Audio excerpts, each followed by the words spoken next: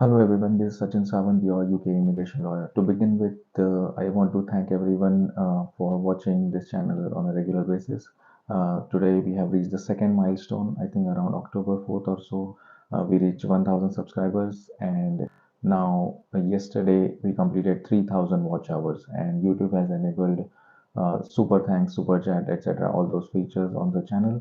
So thank you very much for being saved anything or their life has become easy with any of the advice, any information that I've given. Please do help donate the channel, then donate to the channel, super thanks, super chats, whatever these functions are that YouTube has enabled, as we have reached 3000 watch hours now. So thank you very much for watching the channel regularly, and please do donate. Whatever funds are generated, they would go towards development and building of the equipment, channel, all of this channel only. Maybe I'm just making all these videos on my iPhone and all, maybe buying a new camera and advanced levels, and maybe I will get into more further detailed videos that I can do, giving much more information on immigration applications and all these things. So please do donate to this channel generously, whatever you can. If you have saved money, saved time, saved anything, immigration applications end up costing a lot. So maybe if even money information has helped you, do consider donating via the super thanks or super chat for enable. So I'm just making aware, and YouTube has asked me to make everyone aware, so that's why I'm doing it. So yeah, you can do that. To begin with, if there are any live questions, anyone can ask those, uh, and I will take the questions in the comments from the channel. So the first question, Martin, I'm still in my first year as self-employed. Can I still apply without a tax return? So the question is on the spouse visa financial requirement. So Martin is self-employed. He's still in the first year of self-employment. So you have given another comment. I'm currently in the first year. You started your self-employment in April 2023. So your financial year has not been completed, which will complete around, yeah, April 5th next year. Can I still submit my application without a tax return? Okay, so you may not be able to qualify for the financial requirement. You may not be able to submit. You will not meet the financial requirement because all the documentation that is required is for a full financial year. So at least one full financial year income you can use, or an average of last two financial years. So you may have to wait till April 2024 and file your tax returns, and after that apply for the spouse visa. So you may not be able to do it. So that's my answer. So next question is my documents, Alina. So your DCOS application submitted on 13 November when asked to my employer, told me that they are still waiting for the DCOS. That status, of course, is under review. Is there any reason? Yeah, if your DCOS is for a senior care worker, there are a lot of delays. I've spoken to other lawyers also. Even employers have told this. There are a lot of delays. Home Office is not happy with all the frauds and everything, all the wrongdoing that was happening in the care worker and senior care worker visas being sold and all of that. I have made several videos making aware everyone not to buy all these visas. So Home Office also is also not happy, and they pointed this out to us in various forums through Immigration Lawyers Practitioners Association, that this is ongoing and they are concerned about this. So I think they have kept almost all the decauses on hold, and they are very carefully releasing if it is for these care worker positions. Other decauses, I'm getting them. I got it was for we are normal decauses. So yeah, it's reconnected. Sorry about the disturbance. I'm not in London. I'm still in Gran Canaria, Spain now. I'll be back from working from London from Tuesday onwards. So internet is not very well, but I'm trying to do my best here. So let's. So yeah, D causes for Alina. My simple answer, is there any reason? Yes, they may be investigating the sponsor, the D cause request, etc., etc. So there are many reasons why the D cause may be on delay, and it is common if you are applying for any of these care worker related job codes. If you're doing that, definitely there is a lot of delay in that. So your employer cannot do much. Yeah. So there are delays. That's what we are aware of. That's the only thing I can tell you. So if your employer has lawyers, maybe they should engage their lawyers and get it expedited, raise it through the business help desk, do something about it. If it is a genuine employment, I don't think you should have an issue. But yeah, if anything is not right, if there is any wrongdoing, yeah, the employer or you may have issues. Uh, the next question from Infi. What is the logic behind the norm that employers will not be required to pay ISC, immigration skills charge, if they are employing an individual switching? So yeah, uh, any individual who is switching from student visa to a skilled worker visa does not have to pay immigration skills charge, so the employer doesn't have to pay for him. So it is basically like a discounting, for example, postgraduate graduate route visa, uh, and this one also, and also new entrant visa under the skilled worker. These are all preferably for students and all who are just fresh in the market. They have just done, they don't have much experience. They may have some experience before, maybe in their home country, but mainly speaking from the UK perspective, they are just fresh out of college, maybe done their masters, bachelors, whatever that is, and just to give them an opportunity to get into the skilled worker area. That is the logic. I am 100% sure that the immigration skills charge does not apply to them, or for everyone else it applies. So unless so, even if you are switching from graduate route into skilled worker visa, it applies. Even if you are applying switching from any other category, it does apply. Only for students who are switching into the skilled worker category, immigration skills charge does not apply. So it's kind of like a help given to the students to have more opportunities. Obviously, employers would prefer them over others because they don't have to pay immigration skills charge, which is about, for small employers, it is 364 per year of visa. So a 3-year visa goes up to about 1092. So we do this regularly, so I remember all these numbers very well. If it is a larger employer, so and then it is 1000 per year, so it goes up to 3000 for a 3-year skilled worker visa. So yeah, that is just to benefit the students and give them an opportunity to get into the UK labor market. That is the discounting that is given, that they don't have to pay ISC for any cost assigned to a student who is switching from a student to a skilled worker visa. Okay. Next question from Infi again. Do employers immigration skills charge if they hire an employee presently working in the UK? Another organization doesn't. Okay, so the next question is about immigration skills charge, whether it is payable when you are switching employers. So there are different ways. Usually, if you want an exact answer, speak to an immigration lawyer. They will be able to assess the situation. There are some exemption and all of that if you went into the tier 2 general, then switched and all of that. But overall speaking, if for previous certificate of sponsorship, that's how I would make it easier for anyone to identify. If in your current employment, so current employer and future employer, so in your current skilled worker visa, when the cost was assigned, if immigration skills charge was paid, then the new employer will also have to pay the charge. If for the current cost that the skilled worker visa you are on to, the ISC was not paid, whatever the exemption was, then for the new employer also is not required to pay the ISC. That's how I would put it in simple words for you to understand, rather than explaining the whole immigration rules and all of that. That's the best way to see. Look at your current certificate of sponsorship. If the payment of ISC was made, for the next employer also who you're switching to, the new employer will have to pay ISC. Very simple. And the previous employer gets a refund of any proportionate amount. That's how the calculation is done. So next question again from Infi, does VFS conduct an interview for skilled worker visa decision making when they go for biometrics? VFS is just like a courier company. They take the biometrics, documents, scan if you have not uploaded it yourself, biometrics, fingerprints, digital scan, and they forward it to home office.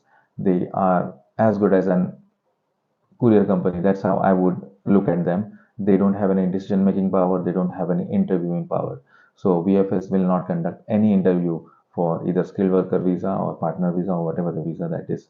They are just like a courier company. That's how you can think of them. Yeah, all the interviews and all that is done after the application is made. When it goes to the case working, usually for skilled worker it will go to Sheffield office. Then if they decide to interview you, they will contact you, whatever it is, remotely, on the phone and all of that stuff, or asking for documents.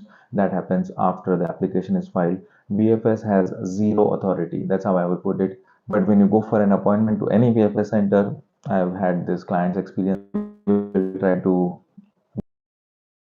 I've seen that many times, but they don't have any authority. They can't do anything. But if an appointment to paper, just be nice to them. Just that's the only thing I can say. Uh, okay, next question, Sabine. I got 46% of marks, pass writing. So you have stated all your marks, etc. Some criteria of the assignment, reset. What happens next? So I think this question is more about marks, about your receipt and all. This is not an immigration question. Speak to your admissions department or your university. and ask them all these questions. I can only advise you if you're trying to switch to a skilled worker visa, then yeah, as soon as your course completion date as per the CAS has passed, you can apply, or even if yeah, if you can apply after that, you can start your job after that. So whether you complete it, whatever your marks are, 46%, 50%, and all these percentages that you have given avoiding receipt and all, if you're trying to switch to a skilled worker visa, you can switch whether it is successfully completed or unsuccessfully completed the course. So I don't care about those marks. But if you're trying to switch on to the graduate route visa, yes, then the marks will come into play. You should have passed your course. There are several other videos that I have made on the switching to graduate route. When you have a receipt, you have failed and all of that, please search for the graduate route wording on the channel and you will find those videos. That's my advice. But all the questions that you're asking about to avoid receipt, minimum marks is 40%, criteria for assignment. Yeah, all these things you should ask your university. I cannot advise you anything about passing receipts and all of that. Next question. Outcast. Hello, sir. My spouse who is on my skilled worker dependent visa. She arrived in the UK for a week on August 22, collected the aviation from early November. Please let me know. Okay, so this is a common question that I have been asked. So dependent partner. So the spouse of August, your spouse came to the UK. You are the main skilled worker visa holder. Your wife or spouse came in the UK on the dependent visa. She entered the UK in August 22, collected her BRP, left back, and then again came in November 22. You want to know when should she count her 5 years for the ILR? She can count from the first day she entered, that is from August 2022. Yeah, so the first entry is what counts. But remember, from August 22 till August 27, that's a 5 year count I'm looking at approximately. Uh, she should meet the 180 days absences requirement in any 12-month cycle during this 5 year block. So those absences will be counted towards that 180 days in the first 12 months. Okay. Next question. After securing 30-month visa through 7 year route for child born outside the UK, what are the next steps? Okay, so there are two parts to the question. First, you are assuming that a child born outside the UK who completes 7 years living in the UK will get ILR. That is not the case. So a child who is born inside the UK only qualifies under that, right? There are other discretionary applications and all for other children and all, but that's a different matter to discuss. But your assumption itself is wrong. I'll answer the second part of the question. So the first part you are assuming is after securing a 30-month visa through the 7 year route child for children born outside the UK, what are the next steps? So children born outside the UK who complete 7 years in the UK, they don't get ILR. So there is no provision under that, no straightforward provision if you're assuming that. Uh, Even if assuming whatever you get the 30-month visa, if the family falls short of 6 months, and your second part of the question is if your family falls short of by 6 months, 30-month period worship. Okay, so qualifying for so second part of the question is qualifying for long residence ILR under the 10-year residence ILR under different visa categories. So if you're 6 months short, usually speak to an immigration lawyer. They may be able to help you out by filing some application, whatever that is that you are eligible for, maybe buying time or something. We just did one very recently. Yeah, it was successful. But then, yeah, there has to be a strategy. 6 months is too long a time gap. Usually, I remember 1 or 2 months is okay to buy, file an application, wait, etc. But 6 months may be a longer period of time. So for that, you should take the advice of an immigration lawyer, speak to an immigration lawyer on the second part of your question. Third question, hi sir, NAV196. Thank you for sharing time. Thank you. I have a question looking for answer. In September, I submitted my study visa application since very long question. I'll try to get to the summary. So you filed an application and you gave some CV, whatever that CV order was. Now I want to apply for work visa and your CV will be different. So that's your whatever mistakes you made in your CV. There was an X CV with whatever experience. Now it is a Y CV. So whatever the experiences are different in that one when you took admission in the college or you submitted for your student application. And now you are applying for a work visa. Your CV is different. I don't think those CVs matter at all. It's for the employer to substantiate why they want to hire you, whether they interview you, they like you, or past experience, they like your attitude, whatever that is, it's for the employer to justify. Your CV doesn't matter much. Also, the employer is not required to submit a CV as part of a skilled worker application. Employers may be doing it as a matter of good practice, but I don't think if Home Office may get into the CV aspect of things. There is nothing in the immigration rules asking the employer to submit a CV of the skilled worker applicant that they want to hire. Work visa. So those CVs, I don't think you should worry much about it. Unless there was a deliberate attempt. I see there is a question. First, I will complete the answer to this one. Uh, so unless you have deliberately tried to defraud or try to conceal any information and you acted in bad faith and you try to take the admission and that CV comes to light, yeah, so those are different aspects. But if it is genuine mistake, I don't think it matters at all for the skilled worker visa application.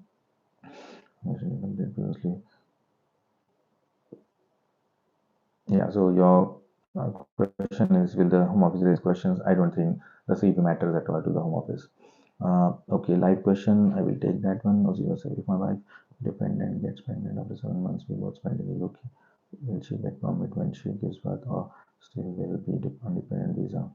I'm not sure what you mean by permit. Clarify what is the meaning of permit that you are referring to. OC Joseph. I understood the question. Your wife came to the UK on a dependent visa, and after 7 months of holding that dependent visa, she became pregnant. So you both spent 7 months in the UK, and she became pregnant. Will she get permit? I don't know what permit you are referring to. Clarify what permit you are talking about when she gives birth, or still will be on the dependent visa. So if you are referring to indefinite leave to remain, yeah, she doesn't get any indefinite leave to remain. She continues on the same dependent visa. So Nadia Iqbal, hi, we are on 10-year route. Is there any chance to switch to 5-year route? Yes, there is a chance to switch to 5-year route if you meet the financial requirement. Yeah, but if you already spend considerable amount of your time, for example, if you spend 2.5 years already on the 10-year route, even if you switch now, if you qualify on all the requirements of the 5-year route, you will have to complete a new 5 years. So the only thing you can do is get the ILR in 7.5 years. So 2.5 years, which you already spent on, I'm just taking an example here. I don't know how long you have spent on the 10-year route. So whatever you spent on the 10-year route is gone anyways. You have to count a new 5 years. You can switch. We have done many switches, but it depends on your, if you meet all the requirements to, if we if his question, can someone apply for the UK post-study work visa graduate route within 2 months validity on their passport? 2 months validity. Yeah, passport validity doesn't matter. I have filed applications where passports have been expired. I've used student ID card, driving license, and everything. Passport is not at all an issue. But the only problem is technically the problem now will be if you are using a BRP card. If your BRP is valid, you are applying for a graduate route. You'll use the app, UKVI app. Yeah, you can use the BRP and file through the app. You don't need a valid passport to make a valid UK immigration application. Any UK immigration application inside the UK. Yeah. So yeah, with the 2 months validity of the passport, you can apply. That is perfectly fine. Okay, next question is done. User QD. My partner and I are from Turkey. I have thanks a lot. Yeah. Okay, since yeah, I'm live anyways. So thank you very much. I opened this live by thanking everyone. We have completed 3,000 watch hours, and yesterday and today YouTube has opened up the super thanks and all those things that you can donate to the channel. If you are saving money, saving time, for example, if you right now, if you have saved time, saved money talking to a lawyer, even it saved you a pound, definitely do donate to this channel. There are maybe various options. I don't know how this works. I think there is some tab under the video, you see super thanks or something. I'm just encouraging everyone to donate to the channel. We will use the funds towards growing the channel. I just try to make videos on my iPhone and whatever basic equipment I have. So yeah, we will invest in the equipment, and I will make more and more open videos, more free information as much as I can give, maybe how to file applications and all that, walkthroughs and all those stuff that I have a lot of plans for this channel. So yes, if that is possible, please do donate whatever is possible for you to the channel. You have saved time, saved effort, saved money, anything. Or you got the correct advice and you got incorrect advice somewhere else. Okay, next question. My partner are from Turkey. I will have a skilled worker visa to apply for a dependent visa for my partner living in different countries for the past 2.5 years. See before. Okay, so this question is about skilled worker visa, dependent of a skilled worker visa holder. When you are applying for from outside the UK for a dependent visa, even inside the UK, if you are switching to the dependent, Home Office is coming back with a lot of questions. Even I have had that last month. I did one, I remember, and which previously we got many of them even at the same time. But Home Office is not trusting anyone now with the dependent of skilled worker applications. Uh, they tend to ask a lot of questions. Relationship is genuine. There is an appendix relationship. They just copy and paste that, give evidence of that you have met, give evidence that the relationship is genuine and subsisting and all of that. They don't give you any guidelines. So it is a very similar question on those lines. So the dependent and the main applicant for the last 2.5 years, you have temporary work contracts. So you want to apply for dependent visa. You're living, so you have been living apart from your partner in different countries.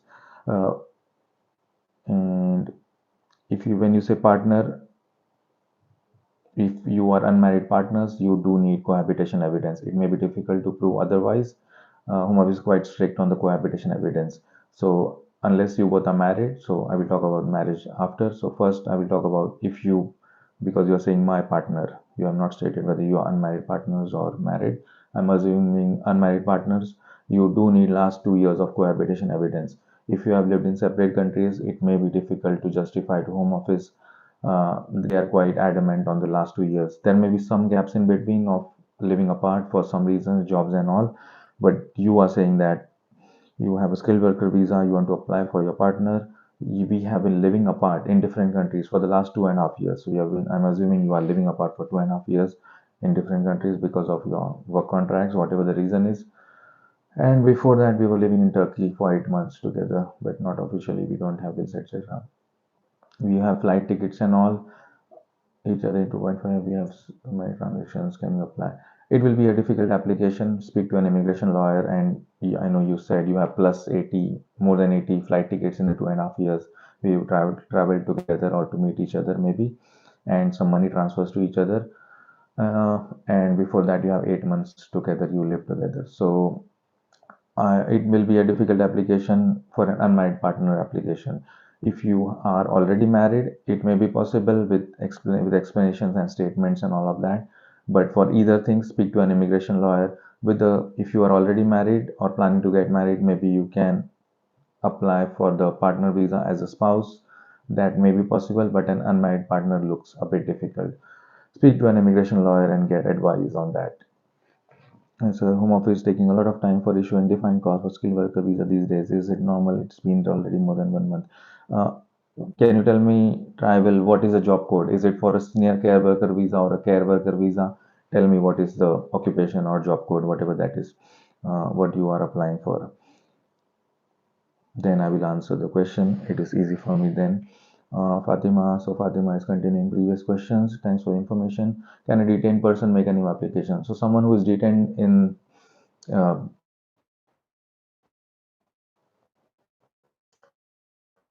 the detention center, yes, they can make any immigration application. It is considered valid and all of that. They can make a new application. That is perfectly fine. And cancelled spouse visa can be given back. Cancelled spouse visa can never be given back. So anytime an application is cancelled, I think I remember your previous comments about some fraudulent case by the sponsor on the applicant, and you're talking of spouse visa in particular. So Appendix FM application. So if that visa is cancelled, curtailed by Home Office, it cannot be reinstated. So if the reporting is done that the marriage has broken down, there is no straightforward channel of withdrawing that reporting, but maybe you can try to contact Home Office. That's what I answered in my previous live to you. But if the curtailment, the cancellation email is already been issued by Home Office, you cannot reinstate that spouse visa. It's not possible. There is no provision in the rules. You may have to file another spouse visa application and go on from there. So for marketing specialist and for web developer specialist, 1 month is too long a period. Even from the last update last week we had from Home Office through the Immigration Lawyers Association, 2 weeks is the point. 2 weeks is on higher end that home office is deciding all the DCOS decisions. Even I got, I think 2 days back. Yeah, 2 days back, I got an approval. I filed another one yesterday, I think. So we are getting within 2 weeks. Definitely, I am getting. Other lawyers are also getting it. Only for those care worker positions, there is a lot of delay. Home office is just investigating everything on that. Other than those, all other causes, D causes in particular, home office is considering within 2 weeks. That's what home office also confirmed. That's what all other lawyers also had experience. Maybe if your employer has a lawyer, maybe they should go through the business help desk or any other channel they have to contact home office and get through that. Web developer specialist, it should be, it should not be that a difficult one. I've done these ones in the past. I don't think home office has problems giving these, yeah, categories. Usually IT related things. Yeah, lawyer, whoever is engaged or engage in lawyer and get it sorted. So 1 month is too long a period of time. Yeah. Next question at Shankar. Sir, I'm on a student dependent visa. Is currently working in a company for 10 months. Now I have received sponsorship from company.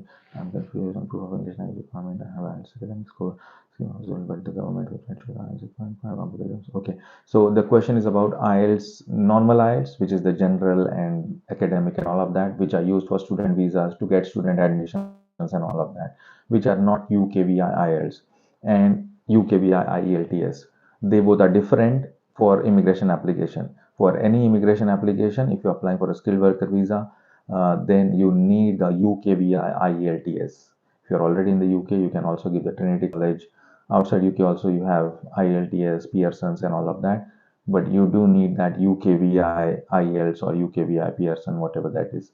You cannot use the normal IELTS certificate for this application. The logic is with the UKVI IELTS, there is a reference number on the certificate. Home Office has a system in which they put the reference number even without the certificate. If you just give them the reference number of the certificate, then it starts with TCL for Trinity College London, I think IEL or something for IELTS.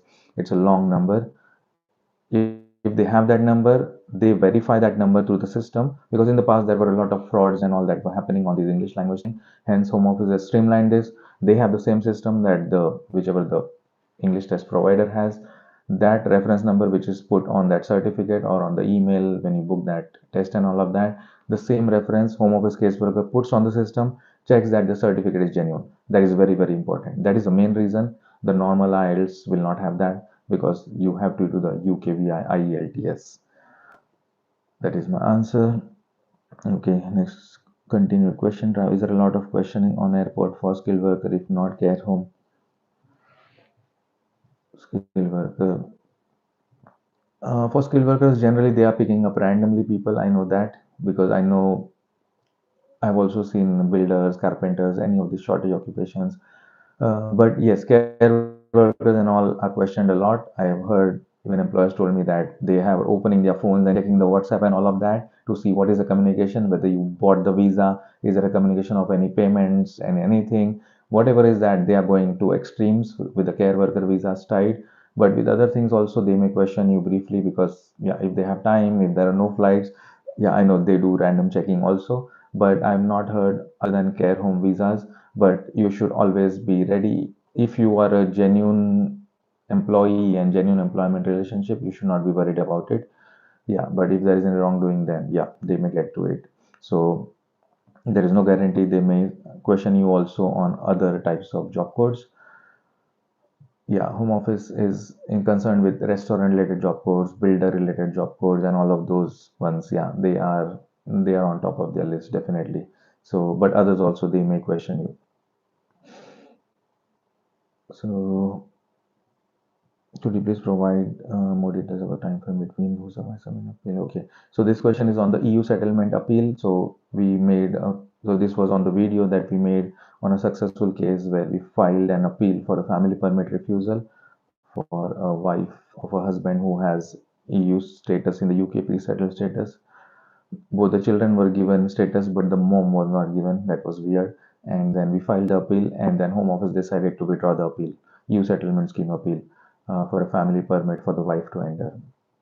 And that was withdrawn. So you are asking for the timelines when it was filed. So briefly, as I remember, once we filed the appeal, These are the steps of the appeal that usually happen. Any appeal, even USS or other appeals also. You file the appeal online, then you upload all the documents and you send it. So that is your side, and then the home office side. That goes, the tribunal gives you some time to send those documents. Once you send it, after that cutoff time, I'll come to the summary of it, but I'll some give a detail also first. So you file the appeal online, then you submit the documents online in support of your appeal, grounds of appeal, any evidences you have, and all of that. Then the tribunal sends all those to the home office and gives them time to reply back saying, do you want to go ahead with the appeal or you want to withdraw your decision? So that is what happened with us.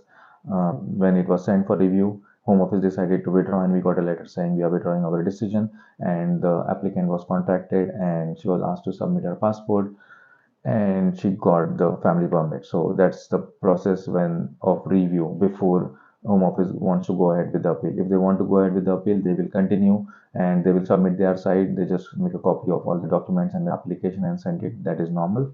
And then the appeal goes on for the listing. It stays on the queue. Whenever it comes for the listing, 6 months, a year, 2 years, even US's appeals are coming in. So that is the normal process. So the timeline was, once we filed the appeal, online appeal, and till the decision of withdrawal was done, approximately I would say 1 month was given to us, 1 month was given to home office, and then it was between 3 and 4 months from the date we filed online appeal. Approximately between 3 months to 4 months that home office decided to withdraw, and we got an email from the tribunal saying the other side wants to withdraw. So that is the approximate time frame from the date we filed the online appeal, and from till the date when we got an email from the tribunal that home office wants to review their decision, withdraw them. They want to withdraw the decision and review it. So it was about 3 to 4 months. That was the timeline. So will your continuing question, how much time they take after the email about costs we receive from UKVI that your application is under progress? I'm not sure what is that you're talking about. Are you talking of, earlier you were talking of a D cost, right? Yes, you were continuing the discussion on the defined costs, which is pending. How much time they take after the email about costs we receive from the that your application is under progress? Yeah, that email doesn't matter anything to us. It is from the date that you submit the DCOS. That are also all those automated emails that come through saying we have received, it is under progress. Yeah, I don't think no one sits and sends those emails. It's automated through the system it runs through. So that is, I just ignore those emails basically. It don't count. So thank you, Nadia. Thank you. And next question is Akshay Rohit. I'm currently studying Greenwich and my course started in September 23. It will complete in next 20 September. So if I fail, but I attend whole year without withdrawal is 100%. So the question is about student visa. Started your course in September 23. It ends in September 24. So your question is, you're planning the worst case scenario. If you fail your course without withdrawal, so you continue attending the college, do all the assessments as a normal student, and you fail. So that is fine. People do fail. That's normal. Is it 100% sure that I'm eligible for sponsored job? Yes, you can. I know many people have shared their experiences themselves on the channel that they have successfully obtained this, and I have heard from other lawyers. And yeah, we've also filed. You can get a letter from the college saying that your course is completed. It may not be successfully, but yeah, that is perfectly fine. You can still switch even if you are unsuccessful in your course. Okay, thanks. I will. Okay, all the questions I have completed on the comment section. Any other questions, if anyone has, please do ask them. And thank you very much for joining this live. How long is it? It's 35 minutes, so maybe I'll give it a minute or so if anyone is joining or asking any questions. And again, this is the third time in this video I'm just thanking everyone. So in October, our goal was to reach 1,000 subscribers by 31st December. We reached that around 4th of October. I think that's what we updated on the channel. And there was another goal of reaching the 3,000 watch hours, and that we have reached yesterday, 5th of January. And today, 6th of January, we've joined YouTube partner program, and YouTube super thanks and all has been started for us.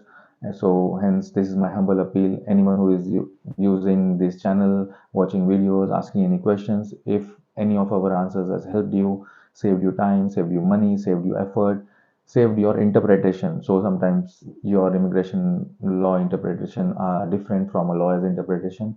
Please do donate generously. It may be a pound, it may be £2. That will help to fund the channel to get some new equipment. It will get into the channel itself. Everything will be funded into the channel only. And I'm planning to build more and more detailed videos, application filing and all. I have a lot of things, goals set up for the channel. So yes, please do subscribe to the channel. Please, if anything helps you, do donate through the super thanks and all those stuff.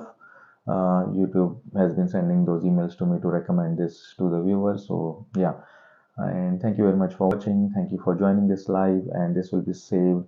Anyone who has asked in the comments, they will get all their answers through this recording, and you can watch in your own time. Thank you very much for joining. Thank you. Bye bye.